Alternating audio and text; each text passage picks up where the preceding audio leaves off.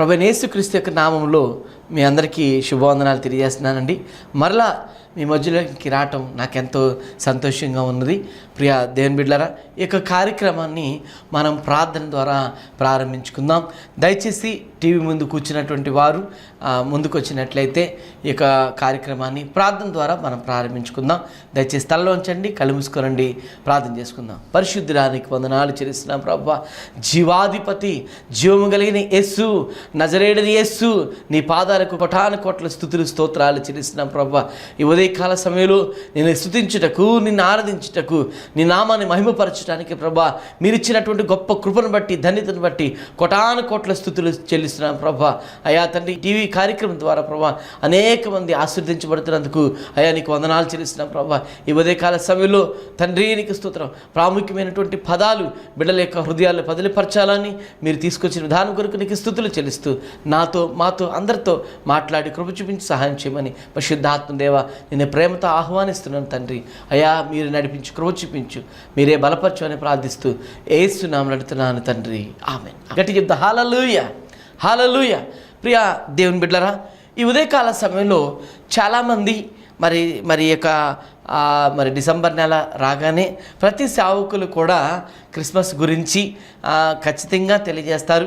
నేను కూడా మీకు అడ్వాన్స్గా హ్యాపీ క్రిస్మస్ చెప్తున్నాను. మీ అందరికీ వందనాలు తెలియజేస్తున్నాను. ఆమేన్, హల్లెలూయా.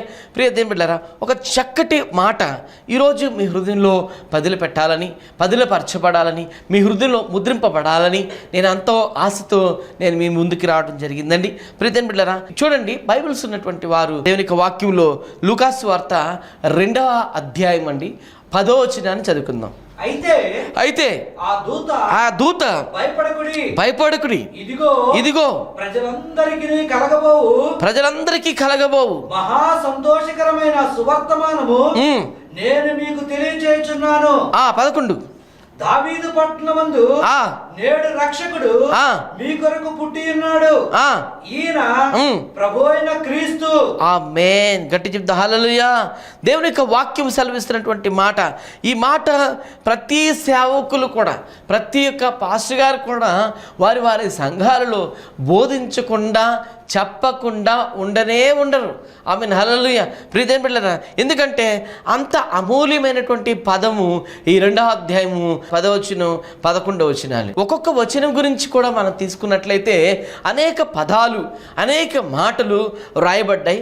దేవుని యొక్క సేవకులు కొంతమంది రకరకాలుగా వాళ్ళ యొక్క పరిశుద్ధాత్మ దేవుని యొక్క నడిపింపుని బట్టి వాళ్ళు తెలియజేస్తూ మనకి కనిపిస్తున్నారు. టీవీలో కూడా మనం వింటూ ఉన్నాము. అయితే నేను ప్రాముఖ్యంగా ఏ మాట తీసుకున్నానంటే ఈ 10వ వచనము 11వ వచనాన్ని మాత్రమే నేను తీసుకున్నాను. అయితే ఆ దూత భయపడకుడి, ఇదిగో ప్రజలందరికీ కలుగబోవు మహా సంతోషకరమైన సువార్తమానము నేను మీకు తెలియచేయుచున్నాను. ప్రియ దేవుని బిడ్డలారా, ఒక చక్కటి వార్త, శుభవార్త ప్రజలు. హల్లెలూయా. ఎవరైనా ఇన్విటేషన్ తీసుకుని వచ్చినప్పుడు, ఒక పెళ్లి కార్డు తీసుకొచ్చినప్పుడు చక్కగా ఆ ఇంటికి వచ్చి, అమ్మ నేను గుడ్ న్యూస్ తీసుకొచ్చాను, మంచి శుభవార్తను తీసుకొచ్చాను, ఏంటి ఇలా సడన్ సర్ప్రైజ్ చేస్తున్నారు, ఈరోజు ఉదయం పూట మా ఇంటికి వచ్చారు, ఏంటండి ఏంటి సంగతి అని అంటే, ఏం లేదండి మా అబ్బాయి పెళ్లి పెట్టుకున్నాం, ఏం లేదండి మా అమ్మాయి పెళ్లి పెట్టుకున్నాం, తప్పనిసరిగా మీ కుటుంబస్తులు అందరూ కూడా పేరున మరి అందరూ కూడా ఈ పెళ్లికి రావాల్సిందిగా నేను మనం చేస్తున్నానని చెప్పి ఇంటి యజమాని యొక్క పేరు రాసి ఆ కార్డు వాళ్ళ ఇంట్లో ఇవ్వడానికి మనం చూస్తూ ఉంటాం. ప్రియదేవుని బిడ్డలారా, అంతేకాదండి, ఇట్లాంటి మాటను మనం చూస్తున్నప్పుడు, ఆ ఇన్విటేషన్ తీసుకున్నప్పుడు వాళ్ళు ఇరువురు కూడా ఎంతో సంతోషపడి, నిజంగా చాలా కాలం అయింది మరి బిడ్డ గురించి మీరు ప్రార్థన చేసి ఈరోజు మీ పట్ల గొప్ప కార్యం చేశాడని చెప్పేసి వాళ్ళిద్దరు కూడా సంతోషపడేదానికి అవకాశం ఉంది. ప్రియదేవుని బిడ్డలారా, ఒక చక్కటి వార్త. ఏంటి ఈ వార్త? క్యారల్స్ కూడా వెళ్ళేటప్పుడు ఇంటింటికి వెళ్తారు, పిల్లలు వెళ్ళి విష్ చేస్తుంటారు. క్యారల్స్కి వెళ్ళినప్పుడు కూడా ఈ వచనాన్ని ఖచ్చితంగా చదివి ఆ ఇంట్లో ప్రార్థన చేస్తారు. నిజంగా క్యారల్స్ పిల్లలు మాట్లాడుతున్నప్పుడు నేను విన్నాను, ఒక బాబు చక్కగా మాట్లాడుతున్నాడు. ఎలా మాట్లాడుతున్నాడంటే, దావీదు పట్టణమందు నేడు రక్షకుడు మీ కొరకు పుట్టినాడు, ఈయన ప్రభు అయిన క్రీస్తు, దానికిదే మీ కానవాలు, ఒక శిశువు పొత్తిగుడ్డలతో చుట్టబడి ఒక తొట్టిలో పండుకొనుట మీరు చూచిదరని వారితో చెప్పాను అన్నటువంటి పదాన్ని, చక్కటి పదాన్ని ఆశీర్వాదాన్ని మరి తెలియజేసి వాళ్ళు ప్రార్థన చేస్తూ ఉంటారు. ప్రియదేని బిడ్డలారా, పరిశుద్ధాత్మ దేవుని యొక్క వాక్యంలో చాలా పదాలు రాయబడ్డాయి. ఆ పట్టణాన్ని నేను చూశాను, ఆ పట్టణానికి వెళ్ళటం జరిగింది. అంతేకాదు ఈ క్రిస్మస్ సందర్భంలో లేకపోతే ఇటువంటి వాతావరణంలో అక్కడికి వెళ్తే చక్కటి ట్రీ వాళ్ళు తయారు చేసి ఆ యొక్క మరియమ్మ గారు దూత దర్శించినటువంటి ఆ ప్రాంతంలో ఆ చక్కటి ట్రీని అక్కడ పెట్టి మంచిగా డెకరేషన్ చేసి చక్కగా దేవుని మహిమపరుస్తూ ఉంటారు. మరి ఇప్పుడున్నటువంటి పరిస్థితులు మీ అందరికీ తెలిసినటువంటి విషయమే. సో ప్రియ దేవుని బిడ్డలారా, పరిశుద్ధాత్మ దేవుడు మరలా వాళ్ళకి పూర్వస్థితి కలుగునుగాక. ఆమేన్, హల్లెలూయా. ఎందుకంటే వాళ్ళు ఇప్పుడున్నటువంటి పరిస్థితుల్లో చాలా ఇబ్బందికరంగా ఉన్నారు కాబట్టి పరిశుద్ధాత్మ దేవుడు మరలా అటువంటి సంతోషకరమైనటువంటి విషయం, అటువంటి చక్కటి ఆనందము వారికి కలుగునుగాక అని నేను మనస్ఫూర్తిగా కోరుకుంటున్నాను. ప్రియ దేవుని బిడ్డలారా, దావీదు పట్టణమందు నేడు రక్షకుడు మీ కొరకు పుట్టి ఉన్నాడు, ఈయన ప్రభు అయిన క్రీస్తు. Praise the Lord, hallelujah. Christmas అనగా అర్థం ఏంటి? చాలామంది క్రిస్మస్ అంటే ఏంటి అండి అని అంట. క్రిస్ అంటే క్రీస్తు, మాస్ అంటే ఆరాధన. క్రిస్మస్ అంటే ఏంటి అర్థం అంటే ఆరాధన. ఆమెన క్రీస్తుని ఆరాధించుట అని అర్థం అనమాట. ఆమెన్, హల్లెలూయా. ప్రభువైన యేసుక్రీస్తుని ఆరాధించటం, ప్రభువైన యేసుక్రీస్తుని ఘనపరచడం అనేది చాలా ప్రాముఖ్యమైనటువంటి విషయం. కాబట్టి ఉదయం ఏదో ఒక రోజు కాదు, ఆ రోజు క్రిస్మస్ రోజునే ఆరాధించడం కాదు, కానీ ఎల్లప్పుడూ కూడా మన గృహంలో క్రిస్మసే, ఎప్పుడూ క్రిస్మసే. హల్లెలూయా. నిత్యము మన ఇంట్లో క్రిస్మసే. యేసు ప్రభుని కలిగినటువంటి ప్రతి బిడ్డ కూడా రోజు డైలీ క్రిస్మసే. ఆమేన్, హల్లెలూయా. సో కాబట్టి ప్రభుని ఆరాధించటం, ప్రభునామాన్ని మహిమపరచడం అనేది చాలా ప్రాముఖ్యమైనటువంటి విషయం. ఆమేన్, హల్లెలూయా. ఈరోజు చాలా ప్రాముఖ్యమైనటువంటి మాటలు నేను మీకు తెలియజేయడానికి ఈరోజు మీ ముందుకు వచ్చానండి. అసలు ప్రభువారు ఈ లోకానికి వచ్చినటువంటి కారణం ఏంటి? యేసు ప్రభు ఎందుకు ఈ లోకానికి వచ్చి ఉన్నారు? ఆ మాటలు నేను మీ హృదయంలో పెట్టడానికి ఈరోజు వచ్చాను. ప్రియ దేవుని బిడ్డలారా, ఒక మాటే నేను మీకు తెలియజేస్తున్నాను. ఏంటి అని అంటే యేసు ప్రభు ఈ లోకంలోనికి ఎందుకు వచ్చాడు? నెంబర్ 1 చూడండి, దేవుని యొక్క వాక్యంలో మనం చూస్తే బైబిల్స్ ఉన్నటువంటి వారు చూద్దాం. 1 తిమోతి రాసిన పత్రిక 1వ అధ్యాయము 15వ వచనం. పాపులను రక్షించుటకు క్రీస్తు యేసు ఈ లోకమునకు వచ్చాను. గట్టి చెప్తాం, హల్లెలూయా. ఎందుకు వచ్చాడు అనంటే నా పాపమును తీసివేసేదానికి వచ్చాడు. ఆమేన్, హల్లెలూయా. నా పాపమును తీసివేసడానికి వచ్చాడు. కాబట్టి వాక్యం సెలవిస్తున్నటువంటి మాట, పాపులను రక్షించుటకు క్రీస్తు యేసు ఈ లోకమునకు వచ్చాను. ఒక సహోదరి, పాపాత్ములైనటువంటి స్త్రీ, ఆమె పాపము చేయటం ద్వారా ఆమె పట్టబడిందంట. పాపాత్మురాలు పాపం చేస్తూ ఉండగా పట్టబడినటువంటి స్త్రీని బయటికి తీసుకుని వచ్చి వాళ్ళు మోషే ధర్మశాస్త్ర ప్రకారంగా రాళ్ళు పెట్టి కొట్టి చంపడానికి వాళ్ళు ప్రయత్నం చేస్తూ ఉన్నారు. ఆ సందర్భంలో పరిశుద్ధాత్మ దేవుడు నేల మీద ఏదో చేతి రాతతో, వ్రేలు రాతతో రాస్తూ ఉన్న సందర్భంలో అమ్మో ఈయన మన పాపాలు రాస్తున్నాడే అని కూడా మాట్లాడుకున్నారని సువార్తల్లో మనం చదువుతుంటాం. ప్రియదేని బిడ్డలారా, యేసు ప్రభు వారు ఒక మాట అన్నారు. ఏమన్నారు అంటే, మీలో పాపం లేని వారు మొదటిగా ఆమె మీద రాయి విసరండి అని అన్నప్పుడు వెంటనే వాళ్ళు ఏం చేశారనంటే రాళ్ళు అక్కడికి విడిచిపెట్టి వాళ్ళు వెళ్ళిపోయినట్లుగా దేవునికి వాక్యం సెలవిస్తుంది. అప్పుడు ఆ స్త్రీ వచ్చి ప్రజలు మరి అమ్మా నేను ఎవరు శిక్షింపలేదా అని అన్నప్పుడు ఆమె అంటుంది, నేను ఎవరు నన్ను శిక్షించలేదయ్యా అని అంటుంది. అప్పుడు యేసుప్రభు అన్నారు, ఇంకనూ పాపం చేయకుము, గో అండ్ పీస్, సమాధానం కలిగిన దానిపై వెళ్ళుము అని చెప్పేసి పరిశుద్ధాత్మ దేవుడు తెలియజేస్తున్నాడు. ప్రియదేని బిడ్డలారా, నా పాపమును తీసివేసేదానికి ఆయన ఈ లోకంలోకి వచ్చినాడని దేవుని యొక్క వాక్యం సెలవిస్తుంది. అందుకనే పాపులను రక్షించుటకు క్రీస్తు యేసు ఈ లోకమునకు వచ్చానని వాక్యం సెలవిస్తుంది. మనకు తెలుసు సకల దుర్నీతి పాపమని, పాపం వలన వచ్చే జీతం మరణమని, ఇంకా అనేక మాటలు పాపం గురించి మనం చూస్తూనే ఉంటుంటాం. అనేక వాక్యాలు వింటూ ఉంటాం, మనం చేయాల్సింది చేస్తూనే ఉంటాం, మనం మాట్లాడేస్తూ ఉంటాం, ఇతరులు దూషించే విషయాలు దూషించేస్తూ ఉంటాం. ప్రభా నన్ను క్షమించిన ఆయన అంటాం. మళ్ళీ ఆదివారం ప్రార్థనకి వెళ్తాం, ప్రభా నీకు స్తోత్రం, పాపాత్ములను క్షమించే ప్రభా, నన్ను కూడా క్షమించిన ఆయన అని చెప్పేసి మళ్ళీ ప్రార్థన చేస్తాం. మళ్ళీ బాలారాధనలో పాలిభాగస్తులు అవుతాం, మళ్ళీ ప్రార్థన చేసుకుంటాం, మళ్ళీ మామూలుగా జీవిస్తాం, మళ్ళీ ప్రార్థన చేసుకుంటాం. ఈ విధంగా ముందుకు వెళ్ళిపోతూ ఉన్నాం. ప్రియ దేవుని బిడ్డలారా, పరిశుద్ధాత్మ దేవుడు క్షమిస్తానే ఉన్నాడు. ఒక వ్యక్తిని ఎన్నిసార్లు క్షమించవచ్చు అని అంటే 7 సార్లు అని అంటే 77 సార్లు అని ఇక్కడ వాక్యంలో రాయబడింది. 77 సార్లు ఎప్పుడో దాటిపోయాం. యేసు రక్తమే జయం. హల్లెలూయా, హల్లెలూయా. ప్రియ దేవుని బిడ్డలారా, పరిశుద్ధాత్మ దేవుడు ఎందుకు వచ్చాడు అని అంటారంట, పాపులను రక్షించుటకు క్రీస్తు యేసు ఈ లోకమునకు వచ్చానని వాక్యం సెలవుస్తుంది. ఎంత గొప్ప దేవుడు మనలందరినీ రక్షించినందుకు. మనలందరినీ కూడా ఎంత ఘోరమైనటువంటి పాపములు ఈరోజు వింటున్నాము, చేస్తున్నారో వాళ్ళు చూస్తున్నాము, ఇంకా రకరకాల విషయాలు చూస్తున్నాం. వాళ్ళందరినీ ఎంతగా క్షమించాడు అని అంటే ఎంతో క్షమించాడు. ఒక్క నిమిషం పట్టదు.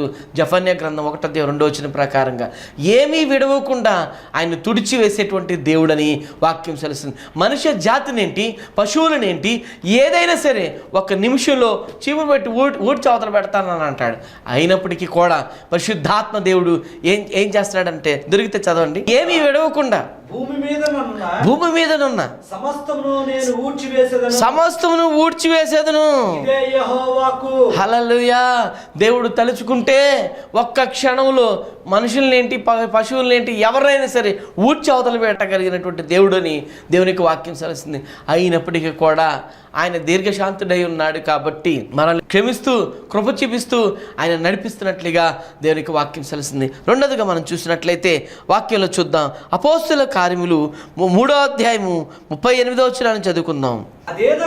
అదేదనగా దేవుడు నజరేయుడైన యేసును పరిశుద్ధాత్మతోను ఆ శక్తితోను దేవుడు ఆయనకి తోడై ఉండని గనుక ఆయన మేలు చేయొచ్చు అపవాది చేత పీడింపబడుచున్న వారందరినీ స్వస్థపరచుచు సంచారించుచుండెను. గట్టి చెప్తా హల్లెలూయా. ఎంత గొప్ప దేవుడు అని అంటే ఈ 38వ వచనంలో ఆయన అంటున్నటువంటి మాట ఒకటే, ఏంటి అని అంటే, దేవుడు ఆయనకి తోడే ఉండని గనుక ఆయన మేలు చేయుచు. అపవాది చేత అనగా సాతాను చేత పీడింపబడిన వారందరినీ స్వస్థపరచుచు సంచరించుచు ఉండెను అని వాక్యం సెలవుస్తుంది. యేసు ప్రభు ఎందుకు వచ్చాడు అని అంటేనంట, మేలు చేయడానికి వచ్చాడంట. ఆమేన్, హల్లెలూయా. నీకు నాకు మేలు చేయడానికి వచ్చాడు. పరిశుద్ధాత్మ దేవుడు ఎంత మేలు చేస్తాడు అని అంటే ఎన్నెన్నో ఆయన మేలులు చేసేటువంటి గొప్ప దేవుడు అయినాడు. నిజంగా ఈ మధ్యకాలంలో ఆ పాట కూడా విన్నాను, మేలు చేయక ఉండలేనయ్యా అనే పాట కూడా నేను విన్నాను. ప్రియ దేవుని బిడ్డలారా, మేలులు చేసేటువంటి దేవుడు. ఒక సహోదరి జీవితంలో మరి తన భర్త అప్పులు చేసి చనిపోయినప్పుడు ఇద్దరు పిల్లలు ఉన్నారంట. ఆమె వెళ్ళి దైవజనుడి దగ్గరికి వెళ్ళి, అయ్యా ఇదిగో అప్పుల వారు వచ్చి నా బిడ్డల్ని బానిసత్వం తీసుకుని వెళ్ళాలని అనుకుంటున్నారు, నేనేం చేయాలో నాకు అర్థం కావట్లేదు, మరి నాకు ఏదైనా సహాయం చేయగలరానంటే, అమ్మా నీ దగ్గర ఏముంది అని అంటున్నాడు. అయ్యా నా దగ్గర ఏముంటే నేను నీ దగ్గరికి ఎట్లా వస్తాను, నా దగ్గర ఏం లేదు కాబట్టి నేను నీ దగ్గరికి రావడం జరిగింది. ఆ వెంటనే ఆమె ఒక నూనె కుండ తప్ప నా దగ్గర ఏమీ లేదయ్యా అని చెప్పింది. అమ్మా నేను చెప్పినట్టుగా చేస్తావా? చేస్తానయ్యా. నీ దగ్గర మీ ఊళ్ళో ఉన్నటువంటి మీ చుట్టుపక్కల ఉన్నటువంటి వాళ్ళ ఇళ్ళ దగ్గర ఉన్నటువంటి పాత్రలన్నీ తీసుకుని వచ్చి నీ ఇంట్లో పెట్టుకుని నువ్వు నీ పిల్లలు కలిసి తలుపులు వేసి ఆ నూనె కుండని తీసుకుని ఒక్కొక్క పాత్రలో కొద్దిగా పోయమ్మా అన్నాడంట. హల్లెలూయా. దైవ సేవకుడు చెప్పినట్లుగా ఆ కుండని తీసుకుని కొద్దిగా పోసినప్పుడు అంట ఆ యొక్క కుండలన్నీ కూడా నిండిపోవటం ప్రారంభించినాయి, నిండిపోయినాయి. ఇంకెక్కడ కూడా ప్లేస్ లేదు. ఇక దైవజన దగ్గరికి వెళ్ళి, అయ్యా నువ్వు చెప్పినట్టు నేను చేశాను, ఆ పాత్రలన్నీ నిండిపోయినాయి అయ్యా, నేనేం చేయాలో నాకు మరి చెప్పు అంటే, వాటిని అమ్మి అప్పులు తీర్చి మిగిలిన డబ్బులతో నువ్వు నీ పిల్లలు కలిసి సంతోషంగా ఉండండమ్మా అని ఆయన తెలియజేశాడంటే, ఆయన ఏం చేస్తాడు అని అంటారంట, మేలు చేయడానికి ఆయన ఈ లోకంలోకి వచ్చి ఉన్నాడని దేవునికి వాక్యం సెలవుస్తుంది. నా జీవితంలో మేలు చేయడానికి ఆయన సిద్ధంగా ఉన్నాడు. ఎన్నో మేలులు, ఎన్నో ఆశ్చర్యమైనటువంటి కార్యాలు ఆయన చేసేటువంటి గొప్ప దేవుడు. అవి కంటికి కనబడవండి, మీ హృదయానికి గోచరం కావు, అవి మరి వినపడవు అని వాక్యం సెలవిస్తుంది. కాబట్టి నీ జీవితంలో ఈ యొక్క క్రిస్మస్ దినాల్లో మీ ఇంటికి మేలు కలుగును గాక, మీ ఇంట్లో మీ గృహాల్లో మేలులు కలుగును గాక. ఆమెన్, హల్లెలూయా. ఆయన మేలు చేసే దేవుడు. ఖచ్చితంగా పరిశుద్ధాత్మ దేవుడు మీ గృహాల్లో ద్వారాలు తెరవబడును గాక. ఇంకొక మాట చూద్దాం. లూకాసు వార్త 2వ అధ్యాయము చూడండి 14వ వచనం చదువుకుందాం. సర్వోన్నతమైనటువంటి స్థలములలో దేవునికి మహిమయు భూమి మీద సమాధానమును కలుగును గాక అని దేవుని స్తోత్రము చేయుచుండెను. ఆమేన్. సర్వోన్నతమైనటువంటి స్థలంలో దేవునికి మహిమయు ఆయనకి ఇష్టమైన మనుషులకు భూమి మీద సమాధానము కలుగును గాక అని స్తోత్రము చేయుచు ఉండెను.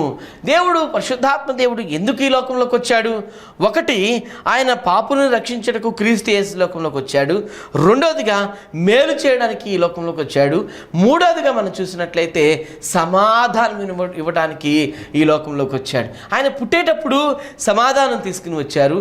ఆయన పరిచర్యలో కూడా సమాధానం తీసుకుని వచ్చాడు. లూకాసు వార్త 10వ అధ్యాయంలో 5వ వచనంలో మనం చూసినట్లయితే ఆయన పరిచర్యలో కూడా ఆయన అంటున్నటువంటి మాట, ఏ ఇంటనైనా సరే మీరు ప్రవేశించినప్పుడు అంట మొదట ఆ ఇంటికి సమాధానం కలుగును గాక. త్రోవలో ఎవరినైనాను కుశల ప్రశ్నలు అడగవద్దు. మీరు ఏ ఇంటనైనాను ప్రవేశించినప్పుడు ఈ ఇంటికి సమాధానము గాక అని మొదట చెప్తా. హల్లెలూయా.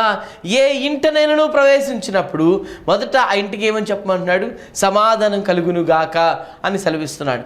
ఆయన పుట్టినప్పుడు సమాధానం, ఆయన పరిచర్యలో సమాధానం, ఆయన మరణించి తిరిగి లేచిన తర్వాత కూడా ఆయన సమాధానం చెప్తున్నాడు. యోహాను సువార్త మనం 20వ అధ్యాయంలో 19వ వచనం మనం చూసేటప్పుడు యేసు ప్రభు ఆయన పునరుద్ధానుడే అనగా ఆయన లేచినప్పుడంట శిష్యులు వాళ్ళని కలుసుకోవడానికి ఆయన వెళ్ళాడంట. శిష్యులు ఉన్నటువంటి గది దగ్గరికి వచ్చినప్పుడు వాళ్ళు భయపడి తలుపులు వేసుకున్నారు. తలుపులు వేసుకుంటే ఆ తలుపుల లోపల నుంచి, అంటే ఆ తలుపుల్లో నుంచి, నాటి తలుపు సందుల్లో నుంచి, తలుపుల్లో నుంచి లోపలికి వచ్చినట్లుగా దేవునికి వాక్యం సెలవుస్తుంది. చదువుదాం. ఆదివారం సాయంకాలము శిష్యులు యూదులకు భయపడి తాము కూడి ఉన్న ఇంటి తలుపులు మూసుకొని ఉండగా యేసు వచ్చి మధ్యన నిలిచి మీకు సమాధానము కలుగును గాక అని వారితో చెప్పెను. గట్టి చెప్తా. హల్లెలూయా. యేసు ప్రభు పుట్టినప్పుడు సమాధానం తీసుకుని వచ్చారు. ఆయన యొక్క పరిచర్యలో సమాధానం తీసుకుని వచ్చారు. ఆయన చనిపోయి తిరిగి లేచిన తర్వాత కూడా శిష్యులు అంటున్నటువంటి మాట ఏంటో తెలుసా? మీకు సమాధానం కలుగును గాక అన్నాడు. అందుకని యెషయా గ్రంథంలో మనం చదువుతాం, ఏలయనగా మనకు శిశువు పుట్టెను, ఆమె హల్లెలూయా మనకు కుమారుడు అనుగ్రహింపబడను, ఆయన భుజం మీద రాజ్యభారం ఉండెను, ఆశ్చర్యకరుడు, ఆలోచనకర్త, బలవంతుడైన దేవుడు, నిత్యుడగు తండ్రి, సమాధానకర్తయగు అధిపతి అని అతనికి పేరు పెట్టబడిందని దేవునికి వాక్యం సెలవుస్తుంది. ఆయన పేరేంటంట? ప్రజలు హల్లెలూయా సమాధానకర్తయగు అధిపతి అని దేవునికి వాక్యం సెలవుస్తుంది. దేవుడు ఏమిస్తాడో తెలుసా? నీకు నాకు సమాధానమును అనుగ్రహించేటువంటి గొప్ప దేవుడై ఉన్నాడు. పండగ దినాలలో ఏ గృహాల్లో సమాధానం లేదు, ఆ ఇంట్లందరికీ, ఆ గృహాలందరికీ సమాధానం కలుగును గాక అని ప్రకటిస్తున్నాను. ఆమేన్. హల్లెలూయా. మీ గృహాలకి సమాధానం కలుగును గాక. పరిశుద్ధాత్మ దేవుడు ఆయన నెమ్మదినిచ్చే దేవుడు, సమాధానం ఇచ్చేటువంటి గొప్ప దేవుడై ఉన్నాడని ప్రభు పేరిట నేను మనవి చేస్తున్నాను. చూడండి, 4వదిగా మనం చూస్తాం. మత్తయి సువార్త 5వ అధ్యాయము 17వ వచనం చదువుకుందాం. మత్తయి సువార్త 5వ అధ్యాయము 17వ వచనం. ధర్మశాస్త్రమునైనను ప్రవక్తల వచనములైనను కొట్టివేయవచ్చునని తలంచవద్దు. నెరవేర్చుటకే గాని కొట్టివేయటకు రాలేదు. గట్టి చెప్తాం. హల్లెలూయా. పరిశుద్ధాత్మ దేవుడు అంటున్నాడు, ధర్మశాస్త్రమునైనను ప్రవక్తల వచనములైనను కొట్టివేయవచ్చునని తలంచవద్దు, నెరవేర్చుటకే కానీ కొట్టివేయటకు రాలేదని దేవుని యొక్క వాక్యం సెలవిస్తుంది. హల్లెలూయా. హల్లెలూయా. ప్రవక్తల యొక్క ప్రవచనాలని ఏంటంటే ఆయన నెరవేర్చడానికి వచ్చాడని దేవుని యొక్క వాక్యం సెలవిస్తుంది. ఈరోజు చాలామంది ప్రవచనాలు చేస్తున్నారు. ప్రవచనాలు నెరవేరకపోతే ప్రజలు ఒక సోదరి అడిగింది, ఏ ప్రవచనం నమ్మాలి పాస్టర్ గారు, ఏ ప్రవచనాన్ని నమ్మకూడదు, ప్రవచనాలు ఎలా ఉంటాయి, నాకు ఒకసారి ఏదన్నా క్లూ, నాకు ఏమైనా ఎవిడెన్స్ బైబిల్లో నాకు చెప్పగలరా అని చెప్పడం జరిగింది. నేను చెప్తున్నాను, ఈ మాట మీ హృదయంలో ఉండవలసిందిగా ప్రభు పేట మనం చేస్తున్నాను. ద్వితీయోపదేశ కాండం 18వ అధ్యాయము 20వ వచనం చదువుకుందాం. ద్వితీయోపదేశ కాండము 18వ అధ్యాయము 20వ వచనాన్ని మనం చదువుకుందాం. దయచేసి బైబిల్స్ ఉన్నటువంటి వారు. అంతేకాదు ఏ ప్రవక్తయు అహంకారము పూని నేను చెప్పమని తనకు ఆజ్ఞాపించిన మాటను నా నామమును చెప్పును ఇతర దేవతల నామమును చెప్పును ఆ ప్రవక్తయును చావవలెను. ఆమేన్, హల్లెలూయా. పైన మనం చదువుతామండి, ఏమని రాసిందంటే ఆ దేవుని యొక్క వాక్యం సెలవుస్తుంది. 21 వచ్చిన మనం చదువుకుందాం. మరియు ఏదో ఒక మాట యెహోవా చెప్పినది కాదని మేము ఎట్లు తెలుసుకోగలమని మీరు అనుకుని ఎడలా. బైబిల్ అంటున్నాడు 22 వచనం, యెహోవా ప్రవక్త యెహోవా నామమున చెప్పినప్పుడు ఆ మాట జరగకపోయిన ఎడలను ఎన్నడూ నెరవేరకపోయిన ఎడలను అది యెహోవా చెప్పిన మాట కాదు. ఆ ప్రవక్త అహంకారం చేతనే దానిని చెప్పాను గనుక దానికి భయపడవద్దు అని దీనికి వాక్యం సెలవుస్తుంది. ఇది ప్రవచనం అంటే. ప్రజలు హల్లెలూయా. ప్రియమైన బిడ్డలారా, ఈ రోజుల్లో అబద్ధ ప్రవచనాలు, అబద్ధ ప్రవక్తలు ఎక్కువగా మనం చూస్తూ ఉన్నాం. కాబట్టి చాలా జాగ్రత్తగా ఉండాలి. అది వాక్యానుసారంగా ఉందా లేదా, అతను తల నుండి మాట్లాడుతున్నాడా లేకపోతే ఏ మనసు కలిగి ఆయన మాట్లాడుతున్నాడు అనేది కూడా మనం జాగ్రత్తగా ఉండాలి. ఆమె హల్లెలూయా.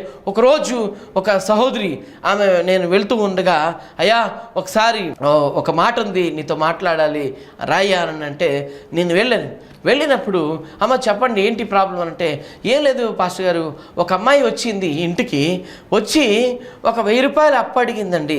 1000 రూపాయలు లేవమ్మా, మా ఆయన లేడు, బయటికి వెళ్ళాడు, నా దగ్గర డబ్బులు ఉండవు అని అంటే, వెళ్తూ ఆమె అందంట, అమ్మ చిన్న ప్రార్థన చేస్తాను సాపు ఉంటే అందంట.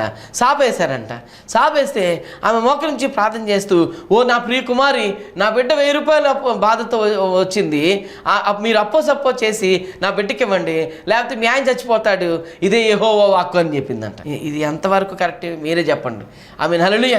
ఇక ఈ అమ్మాయికి భయం వేసి వెంటనే అంటుంది, అనే మరి ఇలా మాట్లాడింది అది ఏంటి, నాకు సమాధానం చెప్పవా అని అంటే, అప్పుడు ఈ ద్వితీయోపదేశకాండం 18:21 వచనంలో నేను చూపించాను.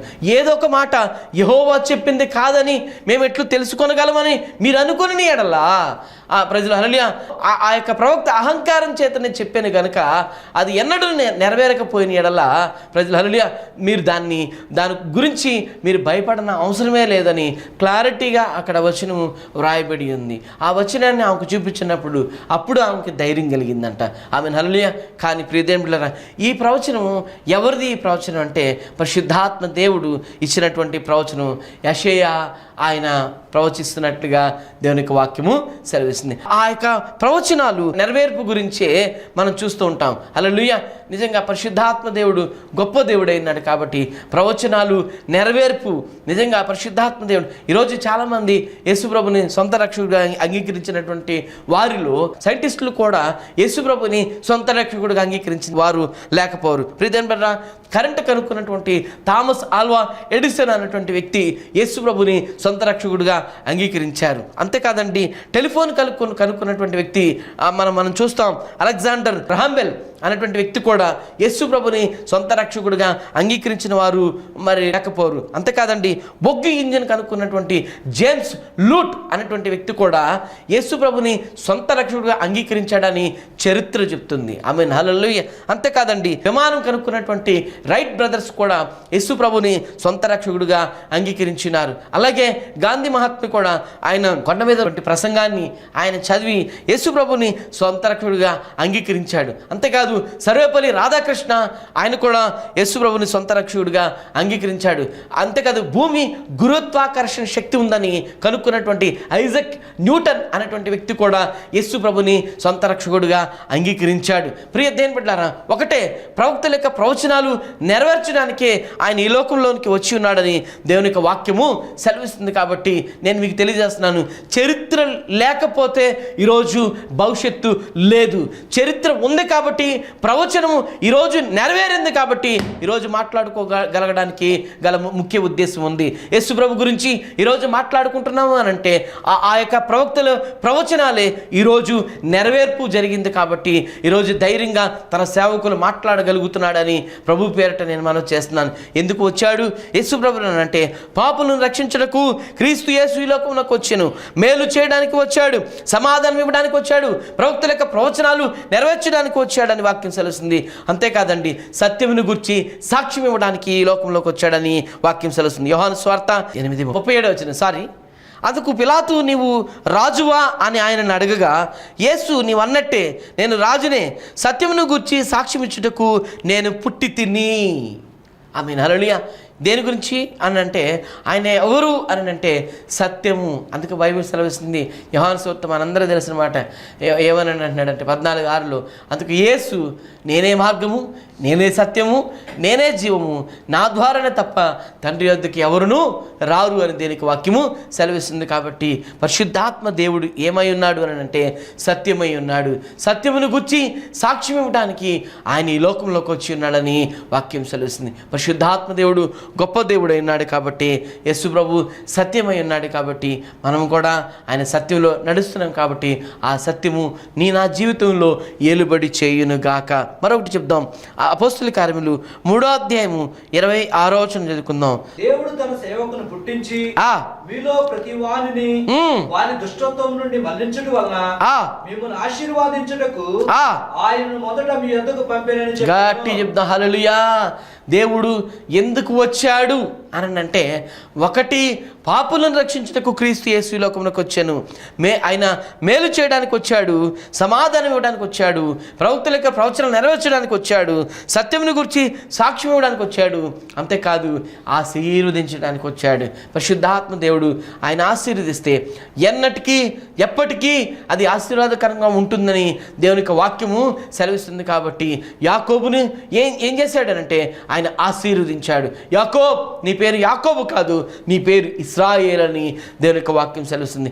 దేవుడు ఆశీర్వదించినట్లుగా దేవుని యొక్క వాక్యం సెలవుస్తుంది. ఆ ఆశీర్వాదాన్ని ఎవరు కూడా మార్చలేరు. యెహోవా ఆశీర్వాదము అది ఐశ్వర్యం ఇచ్చును, నరుల కష్టం చేత ఆ ఆశీర్వాదం కంటే ఎక్కువ కాదు అని దేవునికి వాక్యం సెలవుస్తుంది. కాబట్టి నిన్ను నన్ను ఆశీర్వదించడానికి వచ్చాడని దేవునికి వాక్యం సెలవుస్తుంది. ఈ యొక్క మరి డిసెంబర్ నెలలో ఈ పండుగ దినాల్లో మీ కుటుంబాలు ఆశీర్వదించబడును గాక, మీ కుటుంబాలు దీవించబడును గాక. అంతేకాదండి, సమృద్ధిని దీవెన, సమృద్ధిని ఆశీర్వాదంలోకి మీరందరూ కూడా వెళ్ళుదురు గాక అని ప్రభు పేరిట నేను మనవి చేస్తున్నాను. అంతేకాదండి, చివరి మాట మనం చూసుకుందాం. మార్కు సువార్త 10:40 చదువుకుందాం.